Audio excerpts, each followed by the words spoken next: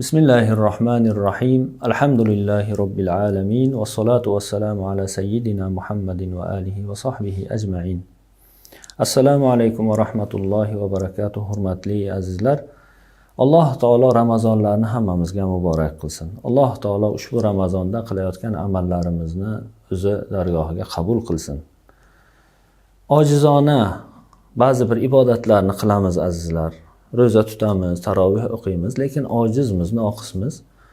Hech bo'lmasa mana shu oyda, mana shu savob yig'ish mavsumi hisoblangan Ramazon oyida savoblarimizni ko'paytirishga, Alloh taoloning fazliga ko'proq sazovor bo'lishga, erishishga harakat qilishimiz kerak. As-savm was-siyam bi ma'nal habs wal imsak deydi ulamolar. Ro'za degani tiyilish degani, ushlash degani, saqlanish degan ma'nolarni bildiradi. Nimadan saqlanish? Yeb ichishlikdan, inson nafsi xohlagan narsalardan niyat bilan, ya'ni ertalab bomdod vaqti kirgandan boshlab to quyosh botguncha bo'lgan muddatda niyat bilan xolis Alloh uchun mana shu narsalardan saqlanaman va ro'za tutaman deb niyat qilishlik bilan ro'za bo'ladi. Ulamolar aytishadi, ro'za ya'ni Ramazon ro'zasi, as-savm yoki siyom lijamul muttaqin va junnatul muharibin. Muttaqin taqvodorlarning yugani deyshadi ro'zani.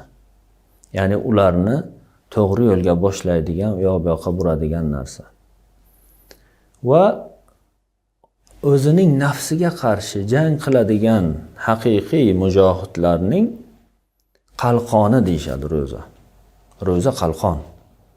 Chunki gunohlardan saqlovchi qalqon. Xuddi jang maydonida qilich kelganda qalqon bilan to'sgani kabi, inson o'zini saqlagani kabi, gunohlar kelganda ro'za bilan inson o'zini saqlaydi. Riyadatul abrori wal muqarrabin. Yaxshi insonlarni, taqvo yo'liga tushgan insonlarni va Allohga muqarrab, yaqin bo'lgan insonlarning riyozati bu ro'za.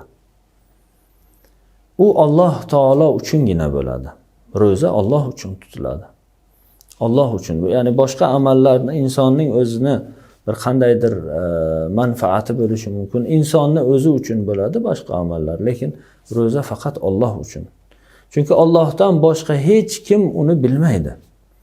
Inson ro'za tutganman deb butun dunyoni aldashi mumkin, lekin Alloh taoloni alday olmaydi. Ya'ni Alloh taolo biladi uni haqiqiy ro'za emasligini. Inson kuni bo'yi och yurishi mumkin, suv ichmasdan yurishi mumkin, lekin ro'za bo'lmasligi mumkin. Ya'ni odamlar uni ro'za deb o'ylaydi, lekin ro'za bo'lmasligi mumkin. Namoz o'qidim desa inson, namoz o'qigani ko'rinadi. Ko'rinadigan amal, lekin ro'za ko'rinmaydigan amal. Shuning uchun faqat Alloh uchun bo'ladi. Bu narsani unutmasligimiz kerak. Chunki ro'za bir ishni qilishlik emas, tark qilishlik. Tark qilish degani yo'qlik degani. Yo'q narsa ko'rinmaydi. Ya'ni yo'q, yemaydi, ichmaydi, o'sha nafs xohlagan narsalarni qilmaydi. Bu yo'qlik. Ro'za yo'qlik bo'lganligi uchun faqat uni Alloh taolo biladi. Shuning uchun Alloh taolo u men uchun tutiladi. Men o'zim uni mukofotini beraman deb aytadi hadislarda. Payg'ambar alayhissalom uni aytadilar. Alloh taolo uchun o'zining taomini, sharobini, o'zining xohishlarini Alloh uchun tark qiladi. Ma'budi uchun, ya'ni o'zi ibodat qiladigan zot uchun tark qiladi. Qarang, nafsi xohlagan, nafsi lazzatlanadigan narsalarni hammasini mana shu bir muddat, ertalabdan kechgacha bo'lgan muddatda Alloh uchun, Allohning roziligi uchun tark qiladi. Inson nafsiga berilib ketmasligi uchun Alloh taolo ushbu ro'zani mashru' qildi. Nafsiga berilib ketmasligi uchun. To'g'ri, 12 oy, 11 oy yeb ichadi xohlagan paytida inson. Lekin Alloh taolo aytdiki, bu dunyoni matolari, lazzatlariga berilib ketma. Qani men uchun ham men shu nafsing xohlagan narsalarni tark qila olasanmi yo'qmi men uchun? Mana shuni ro'zani farz qildi. Men uchun tark qilgan. Bu inson uchun ham juda ko'p foydalari bor ro'zani. Jismoniy foydalari, ruhiy foydalari juda ko'p. Shu bilan birga Allohga sadoqatini e'lon qilishlik bu. Azizlar, shunday bir muborak oyda, muborak kunlarda turibmiz. Allohga sadoqatimizni e'lon qilishlik. Inson yegisi keladi. ichkisi keladi. Ayniqsa issiq kunlarda. Hozir endi salqin kunlarga keldi ro'za. Lekin issiq kunlar, yozni chilla vaqtlarida inson suvsaydi. Lekin kim uni man qildi yeyishlikdan? Yema dedi, ichma dedi. Alloh taolo, Rabbul alamin, uni yaratgan zot, unga rizq bergan zot. Shuning uchun Allohning roziligi uchun bu narsalarni hammasini tark qiladi va Allohga sodiq ekanligini e'lon qiladi. Bu banda va Alloh o'rtasida, ya'ni banda va uning o'zining Rabbisi o'rtasidagi sirdir. Bunga Allohdan boshqa hech kim xabardor bo'la olmaydi, voqif bo'la olmaydi. Insonning badani, jismi uchun ham ro'zaning juda foydali, manfaatli ta'sirlari bor. Insonni jismini ham mukammal qiladi, kuchaytiradi. Shunga o'xshash juda ko'p foydalari bor ro'zani. Insonning qalbini ham, insonning a'zolarini ham ro'za saqlaydi. Ro'za kuchaytiradi, quvvatlaydi. Insonning qalbidagi iymonni ziyoda qiladi ro'za. Inson taqvodor bo'lishligi uchun ro'za juda katta yordamchi hisoblanadi. Chunki taqvo Alloh yo'lida yurishlik, Alloh buyurgan ishlarni qilishlik, Alloh qaytargan ishlardan qaytishlik.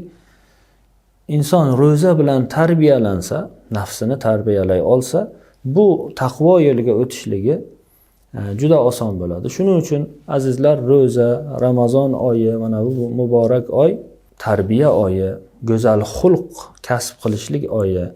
Inson 30 kun davomida